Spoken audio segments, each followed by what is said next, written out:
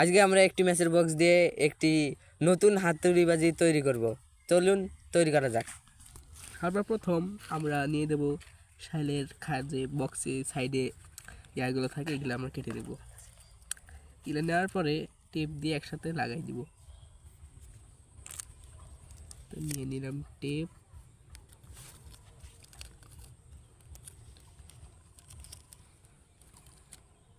এগুলো আপনারা চাইলে 5 টাকার যে ছোটো কস্টে পাওয়া যায় এগুলো দিয়েও করতে পারেন।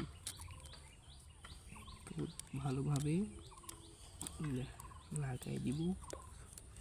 দেওয়ার পরে মাঝখানে এরকম একটা ভাঁজ দিব। দেওয়ার পরে যে বাড়তি অংশটুকু থাকবে এটাকে এই সাইড দিয়ে দিয়ে দেব। দেওয়া হয়ে গেলে এক সাইড আমরা অন্য টেপ দিয়ে বন্ধ করে দেব। তারপর দেওয়ার পর দেখবেন একটা এইরকম একটা বক্স তৈরি হবে। তো এই সাইডে আমরা আরেকটু টেপ দিয়ে বন্ধ করে দেবো। তো আমরা এক সাইড বন্ধ করার পরে দেখবেন এরকম একটা বক্স টাইপ তৈরি হবে।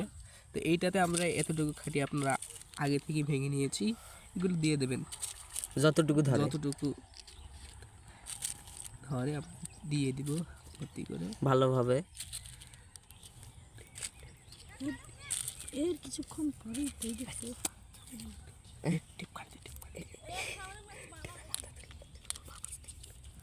তো এটি আমি ভালোভাবে দিয়ে দিই, তাহলে যত বেশি দিবা তত বেশি আওয়াজ হবে।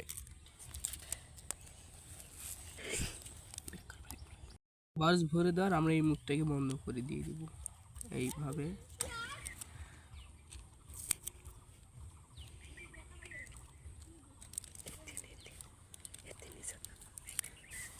তো ভালোভাবে মুখটা বন্ধ করে দিয়ে দিলাম, বাড়তি অংশটুকু কেটে দিব।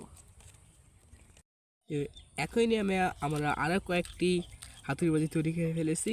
তো এটির উপরে আমরা এখন অ্যালুমিনিয়াম পেপার পেঁচিয়ে দিব। আপনারা চাইলে এগুলোর যে উপরে কাগজ এগুলো পেঁচিয়ে নিতে পারেন, কিন্তু অ্যালুমিনিয়াম দিলে আওয়াজ একটু বেশি হয়।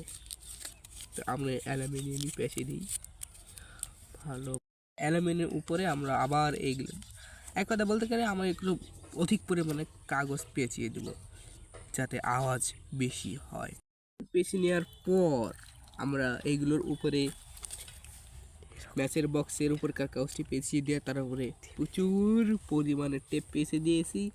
একটিতে দিয়েছি 5 টাকার কস টেপ এবং অন্যটিতে দিয়েছি 10 টাকার সাদা টেপ, যেগুলো আমরা টেপ টেনিস বলে ব্যবহার করেছি। দেখা যাক কোনটার বেশি সাউন্ড হয়।